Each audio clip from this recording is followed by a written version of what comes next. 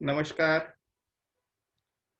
तो आयुर्वेद इतिहास इस सब्जेक्ट के लेक्चर्स हमारे अप्रैल में मराठी में मैंने लिए थे अष्टांग आयुर्वेद महाविद्यालय पुणे के विद्यार्थियों के लिए।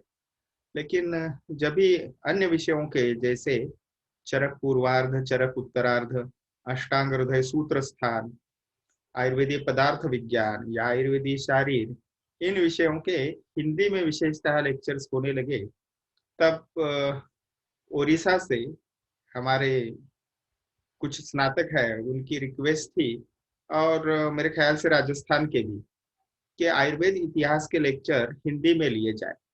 तो उनमें से शायद कुछ स्नातकों की परीक्षा भी शुरू हो गई है। लेकिन आगे नवंबर और दिसंबर में जिन विद्यार्थियों की परीक्षा है, और आगे उससे भी आगे भविष्य में जिनकी परीक्षा होगी, उनके लिए यह उपयुक्त विषय रहेगा। इसलिए हम आयुर्वेद इतिहास विषय के हिंदी में लेक्चर्स अभी ले रहे हैं, और जैसे ही समय की अनुमति मिलती है, उपलब्धता होती है, वैसे ही एक के बाद एक चैप्टर्स को हम देखते जाए। तो सबसे पहले इतिहास विषय की प्रस्तावना के लिए हम आगे जाते हुए देखेंगे, आप सभी को, आप आयुर्वेदाचार्य बहुत सारे विद्यार्थी जो है, या अपने यूट्यूब फॉलोअर्स जो है, वो मूलतः आयुर्वेदाचार्य कोर्स के हैं, यानी बीएमएस कोर्स के, एमडी कोर्स के, फिर भी कुछ अन्य भी लोग जुड़े हैं, ऐसी मेरी जानकारी है।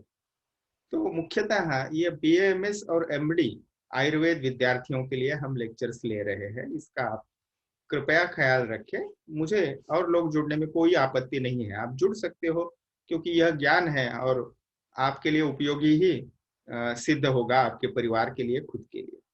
तो आयुर्वेद, इसका मतलब आप अच्छे से समझते हो, आयुषः वेदाः आयुर्वेदाः। सो आयु यानी वह है लाइफ, सो या एज। तो आयु का अगर ट्रांसलेशन एज करें तो जन्म से लेके मृत्यु तक जो समय अवधि है उसे आयु कहते हैं, ठीक है, या लाइफ कहते हैं अंग्रेजी में। और Veda means to know, so knowledge और लर्निंग अबाउट लाइफ और life span, that is Ayurveda.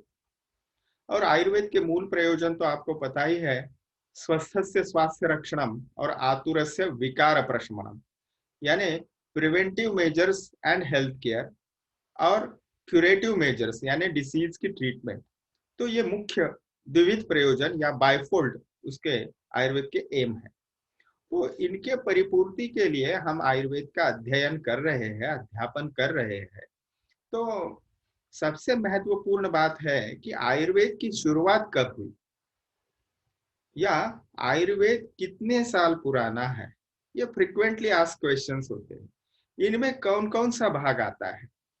देखिए, कोई भी व्यक्ति अगर है तो वह हम इस गांव के रहने वाले हैं, हमारे पूर्वज ये व्यवसाय करते थे, या मेरे दादाजी ये करते थे, परदादा ये करते थे, और उसकी कुल परंपरा और इतिहास हम बताते हैं। कुछ अच्छी चीजें होती है, कुछ ध्यान देने योग्य भी होती है।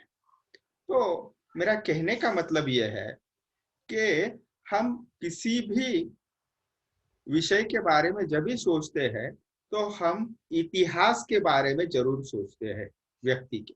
तो हम आयुर्वेद इतिहास में क्या देखने वाले हैं? तो सबसे महत्वपूर्ण बात, evolution of Indian art of healing. तो आयुर्वेद जो है वो भारत की धरोहर है। तो भारत की भूमि में उपजा या उत्पन्न हुआ यह शास्त्र है, और यह दोनों प्रकार के आयुष, मनुष्य के आयु के बारे में चिंता करता है, और वह है स्वास्थ्य रक्षण और व्याधि चिकित्सा। और मुख्यतः वेदों में, अगर इतिहास की दृष्टि से देखें तो वेदों में यह ज्ञान हमें सबसे पहले एज अ ड्राफ्टेड कास्टिंग में मिलता है, यानी लिखित रूप में मिलता है। उसका सबसे एंशंट या पुराना अगर कोई लिटरेचर है, मैन्युस्क्रिप्ट है, तो वह है आयुर्वेद। वेद चार है, ऋग्वेद, सामवेद, यजुर्वेद और अथर्ववेद। उनके उपवेद भी है, इसके आगे हम चर्चा करने वाले हैं। और इन चारों वेदों में से जो अथर्ववेद है, इस अथर्ववेद के उपवेद स्वरूप में आयुर्वेद को बताया है हमारे भारतीय संस्कृति में। और इसीलिए अगर हम वेदों में उसके अंश या उसके बीज देख सकते हैं आयुर्वेद के, तो इसलिए आयुर्वेद का इतिहास जो है वो कम से कम 3,500 साल से लेके 5,000 सालों का है। तो आगे बढ़ते हैं और उनको साक्षात स्वतंत्र ग्रंथ रूप में आयुर्वेद को ढाला गया चरकाचार्य या चरक संहिता में, सुश्रुत संहिता में, अष्टांग संग्रह संहिता में। यहाँ से चरक संहिता से या सुश्रुत संहिता से स्वतंत्र आयुर्वेद की संहिताएं, यानी ओरिजिनल बुक या क्लासिकल टेक्स्ट, ऐसा उसका ट्रांसलेशन हम कर सकते हैं। तो ये जो बुक्स है आयुर्वेद की, हम आयुर्वेद की इसको बाइबल भी कह सकते हैं।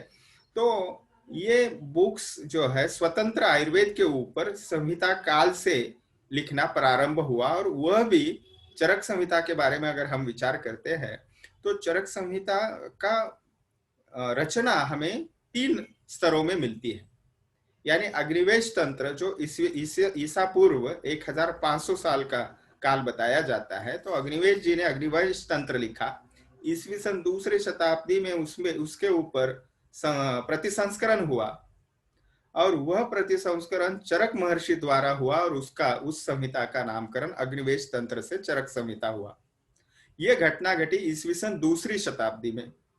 और ईस्वी सन 4थी शताब्दी आते आते क्या हुआ, चरक संहिता 120 अध्याय की है, तो उसमें से 1/3 चैप्टर लगभग जो है वह लुप्त हो गए थे या नष्ट हो गए थे।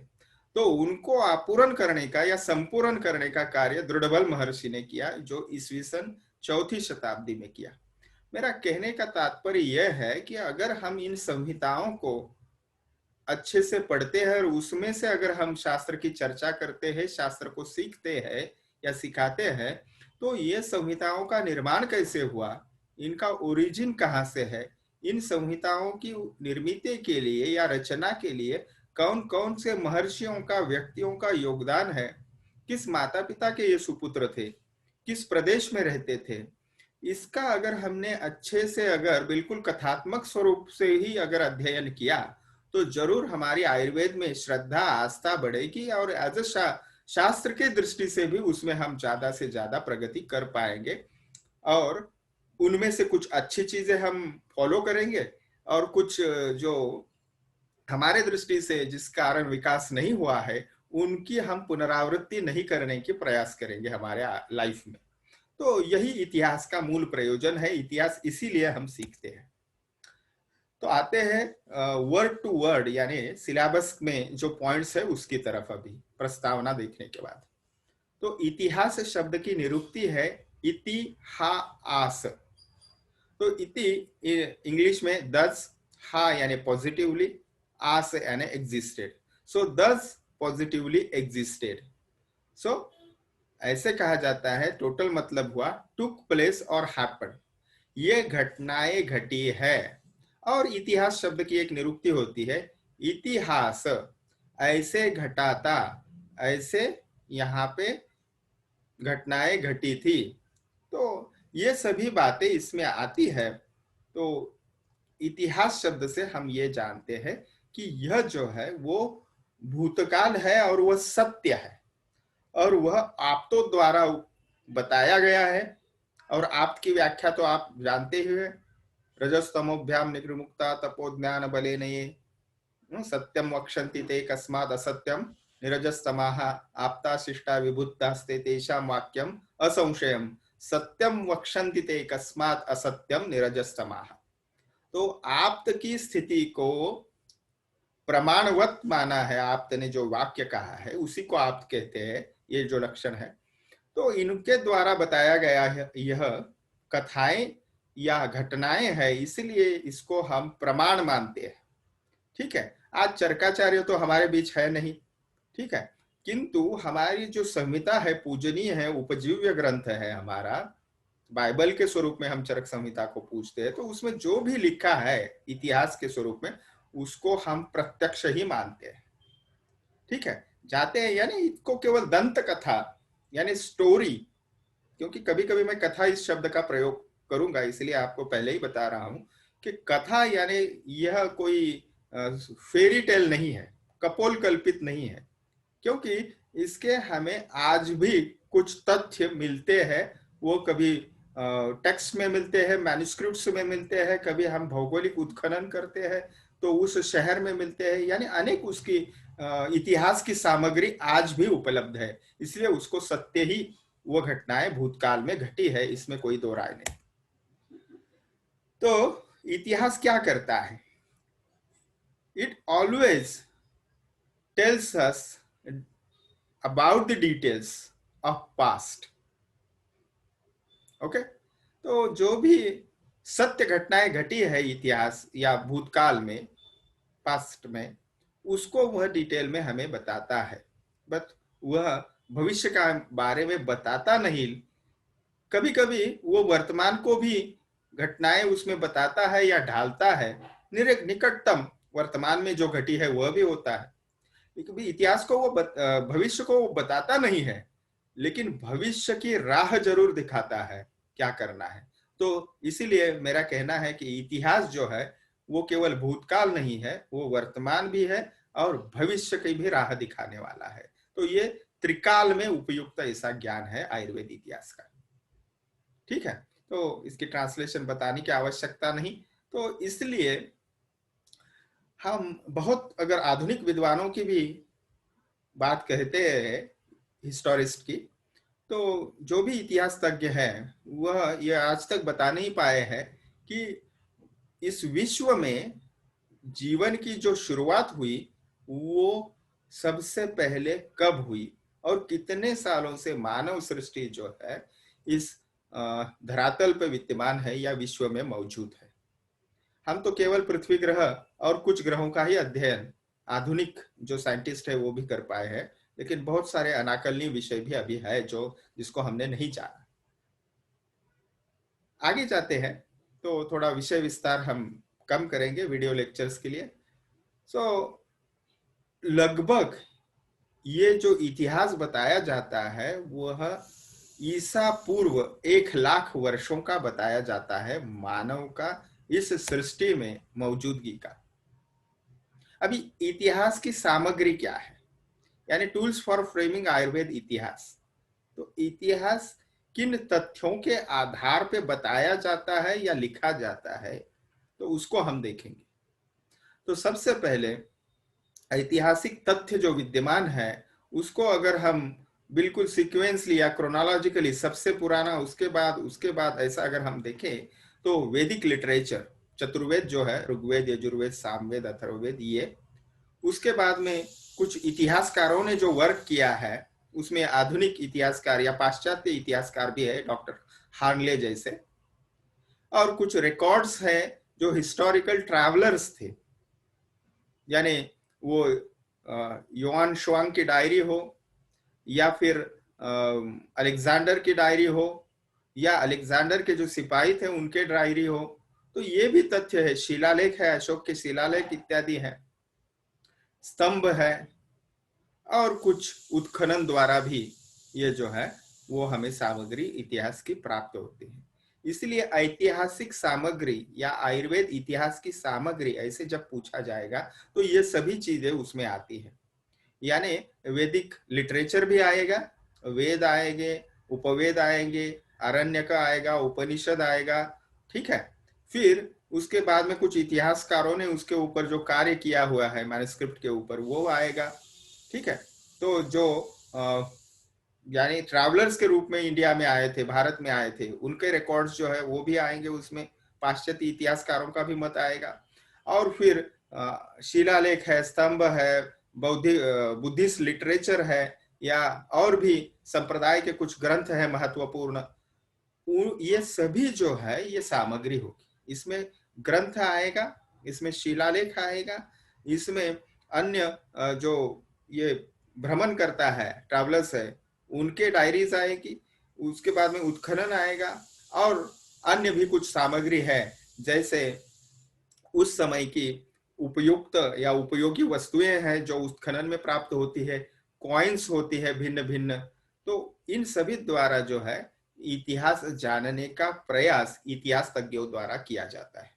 तो सबसे पहले वैदिक लिटरेचर यानी वैदिक वाङ्मय, तो उसमें वेद, संहिता, ब्राह्मण, आरण्यक, उपनिषद, पुराण, स्मृति इत्यादि ये सभी ग्रंथ के या साहित्य के विविध प्रकार कहे जाते हैं, वाङ्मय के विविध प्रकार कहे जाते हैं, ये वैदिक वाङ्मय में आते हैं। विविध जो ऐतिहासिक काम हुआ है, जैसे भिन्न भिन्न प्रकाशन हुए हैं, कोई डॉक्यूमेंट्री के एविडेंस पे भी इतिहास आयुर्वेद का बताया गया है, ये सभी इसमें आएगा। उसके बाद में ट्रैवलर्स के रिकॉर्ड्स आएंगे, जैसे चाइना ग्रीक ट्रैवलर्स, मैंने 2 उदाहरण भी आपको बताए। वो भारत में आए थे और बहुत समय तक उन्होंने भारत का अध्ययन किया था।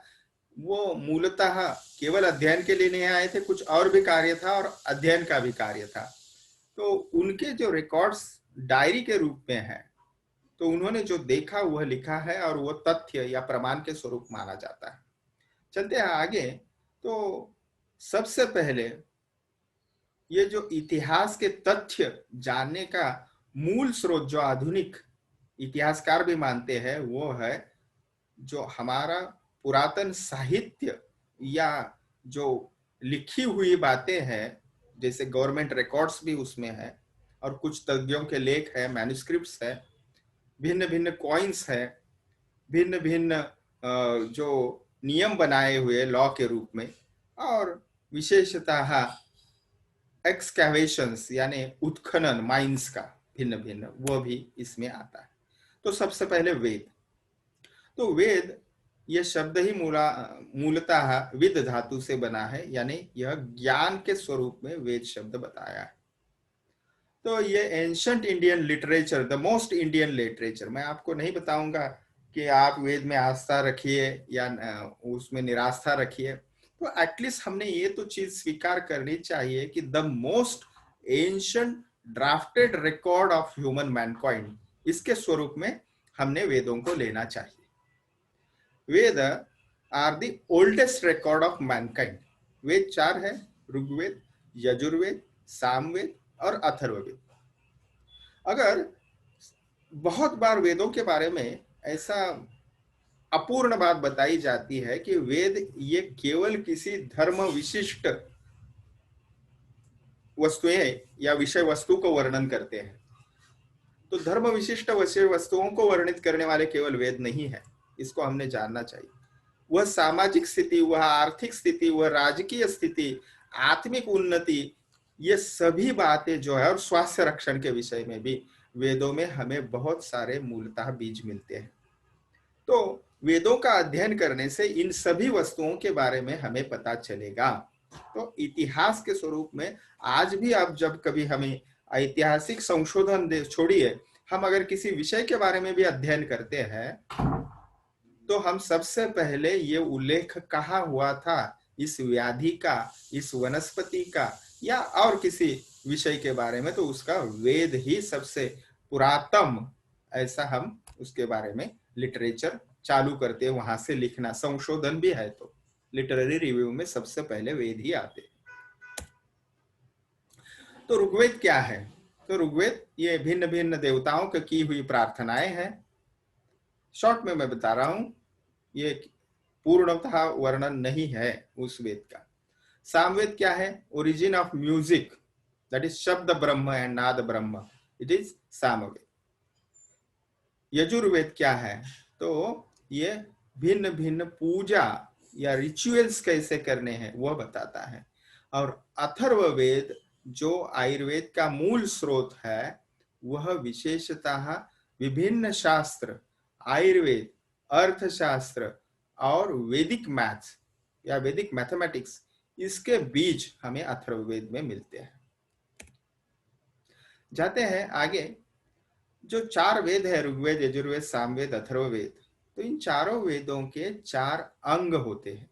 हर एक वेद के अंग है, या हम उसके कहेंगे डिविजन्स है, जैसे संहिता, ब्राह्मणास, आरण्यक एंड उपनिषद। तो संहिता क्या है? तो ये सैक्रेड टेक्स्ट है, ठीक है। ब्राह्मण क्या है, तो ये कमेंट्रीज है उसके ऊपर लिखी गई, यानी टीकाएं है, उसका स्पष्टीकरण है या विस्तार है, ऐसा हम कर सकते हैं। आरण्यक, इसका word to word translation forest book ऐसे यहाँ पे आपको स्लाइड में दिख रहा है, लेकिन उपनिषद जो आगे है वह सबसे महत्वपूर्ण है, गुरु के समीप बैठकर प्राप्त किया हुआ ज्ञान है। ठीक है, तो the Guru has experience it and now he is telling or passing it to his disciples, his or her disciples. So संहिता ब्राह्मण ये मुख्यतः कर्मकांड में आते हैं, यानी जिसमें मूलतः रिचुअल्स, सभी जो भिन्न भिन्न हम संस्कार करते हैं उसके बारे में बताते हैं, या इसे कर्मकांड भी कहते हैं, यानी इसमें प्रोसीजर्स या रिचुअल्स जो है उनको ज्यादा महत्व दिया गया है।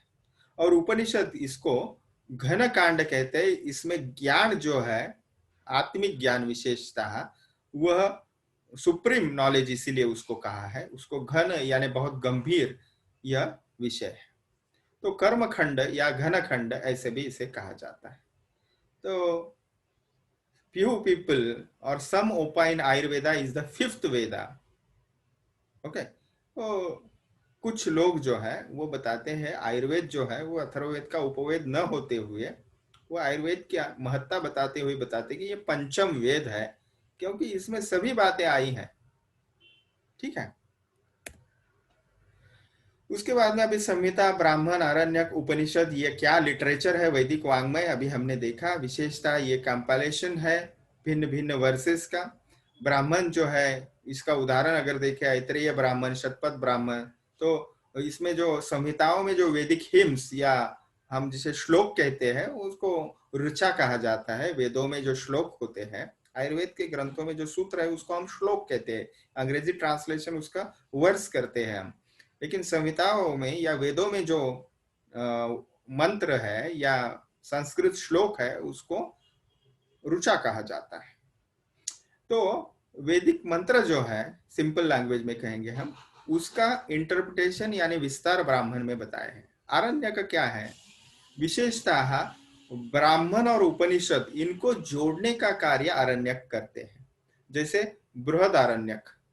ओके, ये सबसे महत्वपूर्ण उपनिषद माना जाता है, और इसमें विशेषतः आयुर्वेद के जो मूल तत्व है वो भी बृहद आरण्यक उपनिषद, बृहद आरण्यक में हमें मिलते हैं। स्पेशली आत्मा, परमात्मा, इनके विषय में मूल सूत्र हमें आरण्यक में प्राप्त होते हैं, जो आयुर्वेद के संहिताओं के बिल्कुल अनुरूप ऐसे हमें प्राप्त होते हैं। उपनिषद जो है मैंने बताया, उप और निषद, उप यानी समीप और निषद यानी बैठना। तो उपनिषद क्या है, तो ये प्रिसाइज पोर्शंस ऑफ वेद है। तो मैं बिल्कुल सिंपल लैंग्वेज में इसको कहूंगा कि स्पिरिचुअल नॉलेज जो है यानी आत्मविज्ञान जो है वो कथा स्वरूप में उदाहरण दे के उपनिषदों में बताया हुआ है। उसमें से कुछ उदाहरण देखें तो तैत्तिरीय उपनिषद, छांदोग्य उपनिषद इत्यादि, और हमें गर्भोपनिषद के भी संदर्भ हम देखते हैं। तो विशेषतः वेद के उपवेद भी बताए हैं, और वेद के उपवेद इस प्रकार से है। ऋग्वेद का उपवेद धनुर्वेद यानी आर्चरी साइंस हम कहेंगे, धनुर्विद्या। यजुर्वेद का जो उपवेद है वह गंधर्व वेद है यानी म्यूजिक साइंस। सामवेद का उपवेद है स्थापत्य वेद यानी आर्किटेक्चर साइंस। और अथर्ववेद का उपवेद है Ayurveda, that is the science of life. आगे है सूत्र। तो सूत्र जो है वो 4 प्रकार के होते हैं वैदिक वाङ्मय में। ठीक है, श्रुत सूत्र, गृह्य सूत्र, धर्म सूत्र और शुल्भ सूत्र। तो इसमें डिटेल्स में हम नहीं जाएंगे, क्योंकि नया जो पोर्शन है हमारा बीएमएस का उसमें ये वैदिक वाङ्मय उतने डिटेल में अपेक्षित नहीं है, लेकिन हमें जो आगे का विस्तार देखना है, इसलिए हमारी नाल कहाँ तक है, गर्भ नाभि नाड़ी हमारी वेदों तक है, वो मैं बताने की आपको कोशिश कर रहा हूँ। और वहीं से आगे ये विस्तार हमें लिटरेचर का मिलता है, वाङ्मय का मिलता है, आयुर्वेद इतिहास का मिलता है। तो इसको कंसाइज आपके सामने है। वेदांग 6 है, उपांग 4 है और उपवेद 4 है। टोटल ये 18 जो स्क्रिप्चर्स है, इनमें से हमें आयुर्वेद के ऐतिहासिक अंश जरूर प्राप्त होते हैं। अभी जिनका उल्लेख किया हमने, ये 6 वेदांग है। तो ये 6 वेदांग क्या है? तो 6 लिम्स ऑफ वेद, यानी उनके विभाग कहे जाते हैं। वह है शिक्षा, व्याकरण, छंद, निरुक्ति, कल्प और ज्योतिष। ठीक है। तो शिक्षा क्या है? तो शिक्षा मूलतः ये ऑर्थोग्राफी है, यानी pronunciation of swara and varna, that is the phonetics, that science is described in शिक्षा। फॉर एग्जाम्पल पाणिनीय शिक्षा। तो पाणिनीय शिक्षा से भी हम आयुर्वेद के कुछ सूत्र देखे हैं, जैसे शब्द की उत्पत्ति कैसे होती है, नाभिस्थ प्राण प्रवरा इत्यादि। तो उसको शब्दोत्पत्ति की प्रक्रिया जो है वो पाणिनीय शिक्षा से हम सीखते हैं। याज्ञवल्क्य की शिक्षा है। आगे है व्याकरण। तो व्याकरण क्या है? सुलभ भाषा में कहे तो ग्रामर। तीसरा है छंद। छंद क्या है? तो ये प्रोसोडी है, यानी छंद में विशेषतः हमारे पूर्व आचार्य जो थे या पूर्व मनुष्य जो था, वह चीजें कंठस्थ करता था। यानी आयुर्वेद की अध्ययन पद्धति भी पहले कैसी थी? गुरुकुल परंपरा में पाठ, अवबोध, अनुष्ठान। पाठ यानी कंठस्थ करना, मुखोद्गत करना, मगिंग। उसको आप जस्ट निगल लो और उसको स्मरण करते रहो, और वह इस प्रकार की। पाठ यानी उसको कंठस्थ करना, मुखोद्गत करना। अवबोध यानी उसका अर्थ प्राप्त करना, अर्थ जानना। और अनुष्ठान यानी प्रत्यक्ष उसका प्रयोग करना, यानी चिकित्सा करना या स्वास्थ्य रक्षण के प्रयोग करना इत्यादि। तो ये छंद उस काम के लिए आते थे। किस काम के लिए? यानी वो प्रोनाउंसिएशन की जो वैदिक मंत्र जो है वो करेक्टली, यानी बिल्कुल स्पष्टतया उसको कैसे याद रखा जाए, ये छंद बताते। इसको मैट्रिक्स ऐसे ट्रांसलेशन करें। आगे जाते हैं निरुक्ति, जो हमने भी देखा, इति ह आस, तो इतिहास, तो दैट इज इथिमोलॉजी। तो विशेषतः निरुक्ति जो है वह शब्द कैसे बना है उसके बारे में बताता है। इसके बाद में कल्प, that is a rules of rituals different. Then ज्योतिष, छठा जो है। और ज्योतिष क्या है? ये एस्ट्रोनॉमी रिलेटेड है, इसमें नक्षत्र, तिथि इत्यादि है। तो ये 6 वेदांग जो है या षडंग जिसे कहते हैं वेद के, ये विशेषतः वेदों का अध्ययन अच्छे प्रकार से करने के लिए और उसका व्यावहारिक उपयोग कैसा करना है, इसके लिए बहुत ही उपयुक्त सिद्ध होते हैं। उसके बाद में पुराण आता है। तो पुराण क्या है? यह विशेषतः हिंदू संस्कृति जो है या वैदिक धर्म मैं कहूंगा, ठीक है, क्योंकि आज तो जाति के नाम पे बहुत इसको माना जाता है। यह संस्कृति है, देखिए भारत की संस्कृति है, और इसीलिए उसका नामकरण हिंदू संस्कृति है। तो इसके डिटेल्स में मैं नहीं चाहूंगा, अपने अपने आप मत है, सभी के मतों का मैं आदर करता हूं। तो ये पुराण 18 है, अष्टादश पुराण इसको कहा जाता है। और विशेषतः जो पूर्व के सम्राट थे हमारे भारत के, तो उसमें जो साम्राज्य थे, फॉर एग्जाम्पल पुरु, इक्ष्वाकु, मगध इत्यादि, तो विशेषतः इनका संदर्भ हमें इन पुराणों में मिलता है। तो रामायण, महाभारत ये भी पुराण में ही आते हैं। स्मृति, तो स्मृति क्या है? यह विशेषतः मनुष्य के लिए बनाए गए नियम या बायलॉज है। जैसे मनुस्मृति है, नारद स्मृति है, विष्णु स्मृति है, याज्ञवल्क्य स्मृति है। ओके। और ये जो नियम बनाए गए या जिसे हम लॉ कहते हैं, ये विशेषतः मनुष्य को सामाजिक नियमों में बांधने का प्रयास किया है। तो इस तौर पे इन स्मृतियों को हमने देखना था, उस काल के परिप्रेक्ष्य में ये नियमों को ढाला गया है। ठीक है। तो इस प्रकार से इसको आप जानें। उसके बाद में हमें आयुर्वेद का साहित्य के तौर पे आयुर्वेद का अध्ययन करने के लिए बुद्ध वाङ्मय जो है या बौद्ध दर्शन का जो वाङ्मय है, साहित्य है, उसका भी बहुत अच्छे से उपयोग होता है। तो विशेषतः भारतीय इतिहास के बारे में बताने के लिए ये बुद्धिस्ट लिटरेचर काफी काम में आता है। उनमें से त्रिपिटक, धर्मपट, ठीक है, धर्मपाठ, बुद्ध चरित, ठीक है, चुल्लुवग्ग, इत्यादि जो साहित्य है ये बहुत ही उपयुक्त सिद्ध होता है।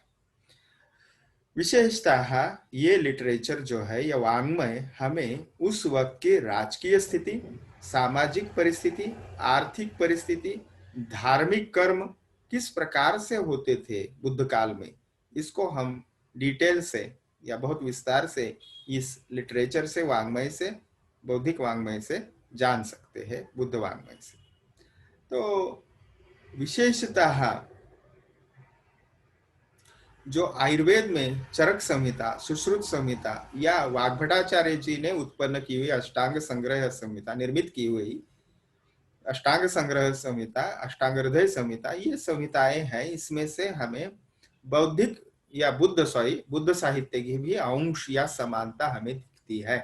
विशेषतः छठी शताब्दी में होने की वजह से बुद्ध धर्म का विस्तार जो है, बौद्ध धर्म का विस्तार ये छठी शताब्दी में बिल्कुल पीक में था, अपने परम सीमा पे था, परम चरम पे था। और उस वक्त ही वाग्भटाचार्य जी ने जो अष्टांग संग्रह की निर्मित की, विशेषता चरक संहिता और सुश्रुत संहिता में से उपयुक्त अंश लिए और काय चिकित्सा और शल्य संप्रदाय, शालाक्य संप्रदाय यानी मेडिकल और सर्जिकल साइंस इकट्ठा कंसाइज किया अष्टांग संग्रह स्वरूप में, और अपना भी कुछ योगदान उन्होंने बहुत सारा दिया है। और उसका ही पोएट्री फॉर्म अष्टांग हृदय संहिता है। तो इसमें काफी हमें बुद्धिस्ट लिटरेचर के जो अंश है वो मिलते हैं और उसका समानता भी दिखाई देती है। तो पहले लेक्चर में हम आयुर्वेदावतरण ना देखे तो हमारा पहला लेक्चर जो आयुर्वेद इतिहास का है वो अपूरा रह जाएगा, इसलिए आयुर्वेद इतिहास अभी हम आपके सामने रख रहे हैं। विशेषतः दैवी परंपरा और लौकिक परंपरा, दो परंपराएं इसमें आती है। ब्रह्मा स्मृतवा आयुषो वेदम, प्रजापति वजिग्रह सोश विनवतो सहस्राक्षम इत्यादि पद्धति से हम अष्टांग हृदय सूत्र स्थान में देखे हैं। तो ब्रह्मा ने स्मरण किया, ठीक है। तो वेद जैसे अपौरुषेय है, तो वेद का उपांग भी, उपवेद जो आयुर्वेद है अथर्ववेद का, तो वह भी अपौरुषेय है, मानव निर्मित नहीं है। तो एक प्रकार से दैवी परंपरा से आया हुआ यह ज्ञान है या शाश्वत ज्ञान है जो किसी नष्ट नहीं कर सकता कोई, ठीक है। यानी मनुष्य की उत्पत्ति के पहले ही उसके आरोग्य की चिंता करते हुए, भविष्य की चिंता करते हुए ये सृष्टि में था। इसका मतलब यह होता है। ब्रह्मा से दक्ष प्रजापति, फिर अश्विनी कुमार जो दो भाई थे, उनके बाद में फिर इंद्र, किंग ऑफ गॉड या लीडर ऑफ गॉड। तो यहां तक दैवी परंपरा है। और जब पृथ्वी तल पे साम्राज्य रोगों का हुआ तब ऋषि मुनियों ने चिंता की और उनको भरद्वाज ठीक लगे। फिर एक जगह अत्रेय भी दिखते हैं हमें आचरक संहिता में, तो ये फिर वो डिटेल्स वाली बात आती है। फिर अत्रेय संप्रदाय, काश्यप संप्रदाय और धन्वंतरी संप्रदाय में ये आयुर्वेदावतरण में इंद्र से ज्ञान दैवी परंपरा से लौकिक परंपरा में कौन लाए सबसे पहले, पायोनियर कौन है, तो इसमें थोड़ी सी हमें विभिन्न ग्रंथों में थोड़ा थोड़ा भेद उसमें दिखाई देता है, ठीक है। जैसे धन्वंतरी संप्रदाय में काशीराज दिवोदास धन्वंतरी जो है, उन्होंने इंद्र से यह ज्ञान प्राप्त किया और फिर सुश्रुतादि छह शिष्यों को दिया। ये घटना घटी 4th या 5th सेंचुरी में, ठीक है, before century, not century, sorry, after century BC। तो इसलिए वो काशीराज दिवोदास, जिनको धन्वंतरी भी कहा जाता है, धन्वंतरी प्रथम, तो इनको पायोनियर माना जाता है शल्य संप्रदाय का, यानी सर्जिकल साइंस का, ठीक है। तो फिर काय चिकित्सा प्रधान संप्रदाय जो है, चरक संहिता जिसका उपजीव्य या आधार ग्रंथ है, वहां भरद्वाज मुनि जो है महर्षि, सर्वप्रथम इंद्र के पास वो ज्ञान प्राप्ति के लिए गए थे और फिर उन्होंने अपने शिष्य अत्रेय, पुनर्वसु इनको दिया। फिर पुनर्वसु अत्रेय ने अग्निवेशादि जो छह शिष्य है उनको दिया और फिर उससे ही चरक संहिता, अष्टांग संग्रह, हृदय इत्यादि, ये शारंगधर संहिता वगैरह उसी में से आते हैं, ऐसे हमारे पूर्वाचार्य कहते हैं। तो मूलतः दो जो स्कूल्स ऑफ आयुर्वेद है वो प्रसिद्ध है। एक तो पुनर्वसु अत्रेय जिसके पायोनियर है, वह है स्कूल ऑफ फिजिशियन या जिसे काय चिकित्सा प्रधान संप्रदाय कहते हैं। और काशीराज दिवोदास जो सुश्रुत संहिता में बताया हुआ है, सर्जिकल साइंस के पायोनियर, वह है स्कूल ऑफ सर्जन्स, ठीक है। तो आज का प्रथम लेक्चर जो है वह यही समाप्त करते हैं। हम दूसरे लेक्चर में आयुर्वेद इतिहास के आगे की विषय वस्तु के ऊपर चर्चा करेंगे। आशा है आपको ये विषय वस्तु समझ में आ रही होगी। अगर आपके कुछ भी प्रश्न है तो जरूर पूछिए। धन्यवाद।